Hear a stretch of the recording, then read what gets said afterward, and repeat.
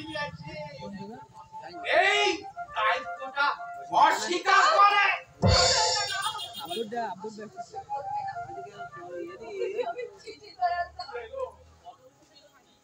কতটুকু ছিল তুমি আমি ওকে কোলে পিঠে করে মানুষ করেছি আমি জিততে পারলাম না আর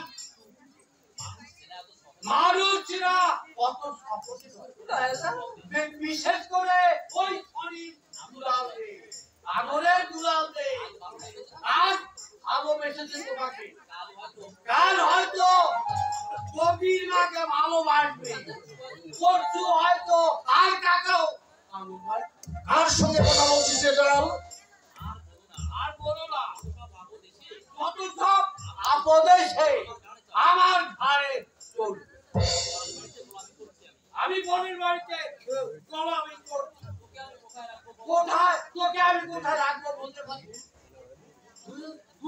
দূর হয়ে যায় নিজে থাকবার তাই নেই আবার স্বর্ণাকে ডাক তুই এখান থেকে চলে যা আমার কোনো মাথা ব্যথা নেই মেয়েটিকে আর বলো না আমার তোর পুরুষের বললে আমার নামে অনেক পিন্ডি দেবে এ মরে গেছে দেখে গেছে একখানা সারা নাকি আমার দ্বারা কিছু হবে না তুই যেখানে খুশি সেখানে চলে যা খালি তো কাঁথার মতো চিৎকার করছিস ওই মেয়েটি হয়তো আগে আমার নাতি নাতনি হ্যাঁ হ্যাঁ না মানে ভাই মেয়ে দিয়ে আমার কত ভাই জানো কত টাকা খরচ করে একটা টাকা খরচ করে এক অত টাকার সঙ্গে ওকে দিয়ে দিই অত টাকা লাগি মার ঘর করে পালিয়েছে আমি কি করতে পারি আমি কি ওই যেই করে নাচবো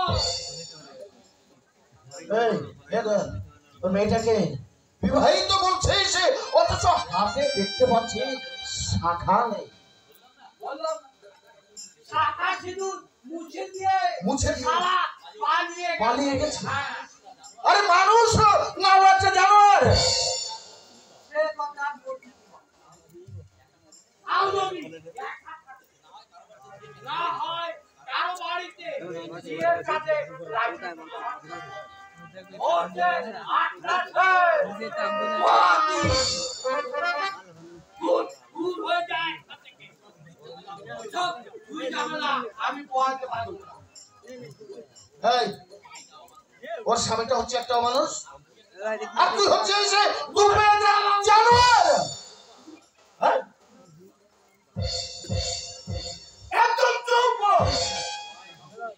সবাই সম্ভবহীন একটা অন্তঃসত্ত্বা মেয়ে তোর কাছে আশ্রয়ের জন্য এসেছে আর তাকে তুই দূর দূর করে বাড়ি থেকে হারিয়ে দিচ্ছিস বাজে কথাকার মানবিকতা বলে তোর মধ্যে কোনো বস্তু নেই দেখছি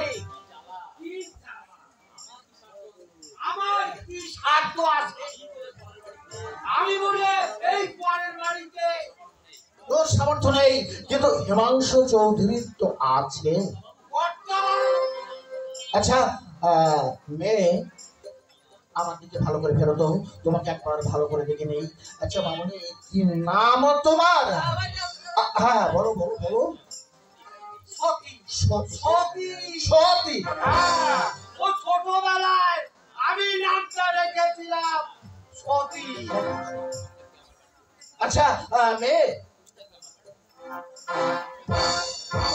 তুমি থাকবে কি আমার বাড়িতে দাদু আপনি আপনি কি বলছেন কর্তা বাবু 8 মাসের অন্তঃসত্ত্বা তো কি হয়েছে হিমাংশু চৌধুরীর ক্ষমতা আছে একটা গর্ভবতী অন্তঃসত্ত্বা মেয়ে আর তার সন্তানকে খেতে পড়তে দেওয়া তাহলে থাকুক আবার কি গো মেয়ে, থাকবে তো আমার কাছে?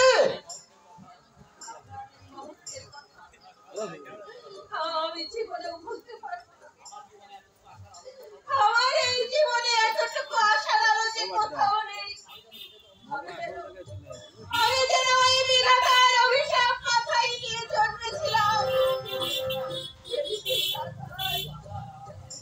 শুধু আধার আর আধার।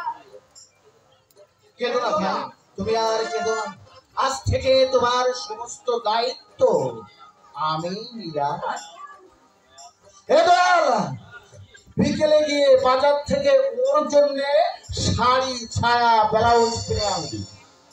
আর ওর হাতে শাখা নেই, তাই শাখা আর কপালে সিঁদুরটা আনা চাই। আর ওই বিবাহিত মেয়ে তো খালি হাতে বুঝলি তো, একদম মানায় না। আমার একটা খাবে। এই তোকে না আমি জগিয়ে মুখটা ছেড়ে দেবো। এই টাকাগুলো কি তোর পকেট থেকে যাবে? আর শাড়িটা যদি কম দামের এনেছিস, তোকে না আমি বাড়ি থেকে ঘাড় ধরে বার করে দেব। একটা মেয়ে এ বাড়িতে নিজের মতো করে থাকবে, তার জন্য যে খরচ হয়, এই তাতে তোর গায়ে কেন ধরবে? কেন অপদার্থ কোথাকার।